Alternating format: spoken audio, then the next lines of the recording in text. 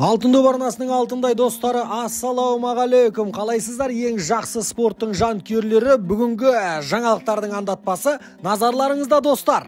Арсенал клубы өзіне қолайлы жақсы трансфер жасады. Эриксонның жағдайын дәрігерлер екі түрлі айтып жатыр. Таңғаларлық жағдай емес, Челси клубы тағы да трансферді жарды.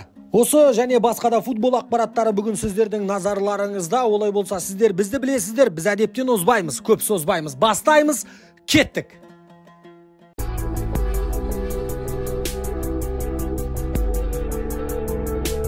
Түнде трансферлік терезе жабылды. Кайседоны Арсенал клубы өздерінің қатарларына қоса алмады. Брайтон клубы қыста сатқысы келмеді ойыншыны. Ал міндетті түрде жазда Кайседоны Арсенал өздерінің қатарларына қосатын болады. Бірақ та Арсенал ортаны бос қалдырмады. Өте мықты нағыз чемпионды есесіне қатарларына қосты. Джорджиньоны Челсидан Арсеналға алды. Фабрицо Романоның айтуынша 12 миллион евроға ғана алды. Бұған себеп Джорджиньоның жасы бар және де осы маусымда бітетін Джорджиньоның Челсимен келісім шарты бар. Өте арзан ақшаға мықты ойыншыны Арсенал клубы қатарларына қосты. Енді Джорджиньо мен Эдегар орталық жартылай қорғанысты ұстайтын болса, тренердің көмегінсіз ақ барлық ойынды жасап тастайтындай ойыншылар өте сәтті, мықты трансфер жасады Арсенал клубы. Челси клубының басшылары үшін бұл өкінішті трансфер болуы керек, егер естері болатын болса. Мықты ойыншыны, былтырға қарағанда қазір сәл нашарлау өнер көрсетіп жатыр Джорджиньо, бірақ та өзіңнің тікелей қарсыласыңа 12 миллион евроға мықты ойыншыны бере салу, бұл енді ақылсыздық деп санаймыз. Жарайды, Челсидің да бір білгені бар шығар, бірақ та лондондық дербиді барлық футбол жанкүйерлері асыға күтетін болады. Кристиан Эриксонның жағдайын барлықтарыңыз білетін шығарсыздар. Жарақат алып қалды және де біршама уақытқа ойыннан шеттетілді. Манчестер Юнайтедтің дәрігерлерінің айтуынша, егер жақсы болатын болса, бір айдан кейін Кристиан Эриксон қайтадан алаңға оралатын болады. Егер жаман болатын болса, мүлдем осы маусымда ойнамай қалуы да мүмкін. Бұны дәрігерлер Эрик Тен Хагқа ескертті және де Тен Хаг қарап отырмай бірден жартылай қорғанысқа тағы да бір тамаша ойыншыны қатарларына қосты.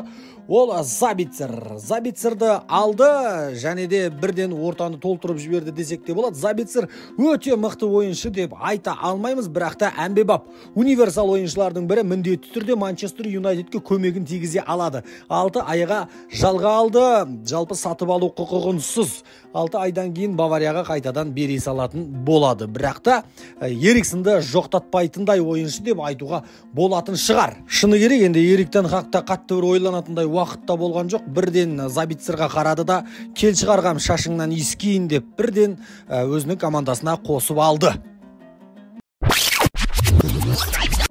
Достар, футбол жайлы Телеграм арнамызға тіркеле беріңіздер. Ертең біз бір рискқа барамыз, тәуекелге барамыз деген едік, сол тәуекелге бардық.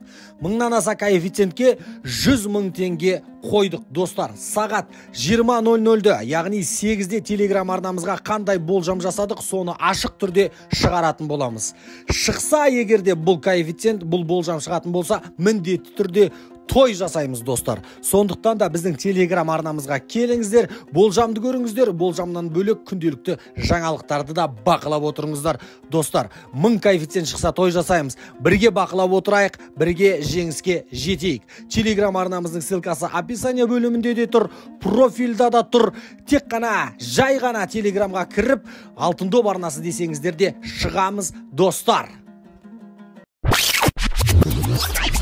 Ал енді жаңадан тағайындалып жатқан бапкер жайлы да әңгіме айтып қояйық. Жалпы Бельгия ұлттық құрамасы өздеріне бапкер тапқан екен. Бельгия ұлттық құрамасы біршама бапкерлерді өздеріне лайықты деп қарастырып көрді. Андре Пирло, Йохим Лёв, Маурисио Почеттино деген сияқты. Бірақ соңында бір түрлі шешім қабылдады. Доминико Тедесконы өздеріне бапкер қылып алды Бельгия ұлттық құрамасы.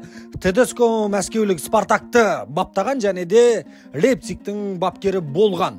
Енді Тедескоға 2026 жылға дейін келісім шарт ұсынып отыр екен, және де барлық келісім шарттар қолға алынды, қол қойылды, бәрі шешілді деген ақпаратты таратуда Daily Mail басылымы. Әлбетте Доминико Тедескоға тек қана сәттіліктер тілейміз, бірақ та Бельгияның шешіміне ойлануға болады.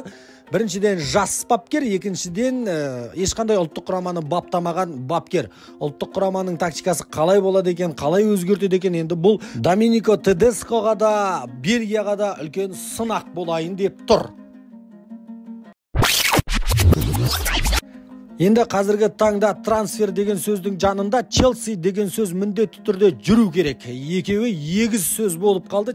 Себебі Челси клубына жаңа басшы Тод Боули келгелі бері қандай трансферлер жасамады, бізді таңғалдырудан шаршамады, және де бұл жалпы УЕФАның шартына да сай келіп жатқан жайы бар. Себебі келген ойыншыларға, сатып алған ойыншыларға 7 жылдан артық келісім шарт ұсынып жатыр.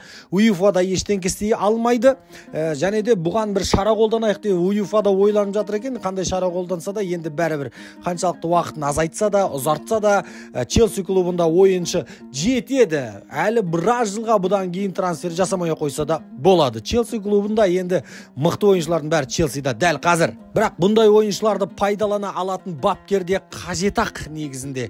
Енді кешегі трансферлік терезенің соңғы күні жарған трансфер ол Энсо Фернандес. Энсо Фернандесті Челси қатарына қосты. 121 миллион евроға Бенфикадан алды. Енді Челсиға қалай таңғалмайсың, Челсиға қалай қол соқпайсың. Бірақ та енді білмеймін, мықты деңгейдегі бапкер қажет сияқты енді Челси клубына.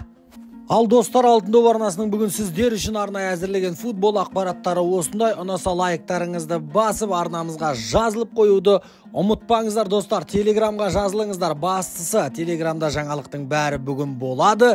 Біздің болжамды бақылаңыздар, және де біздің арнамызға тіркеліп, бізді қолдап жүрсеңіздер қуанышты болар едік достар.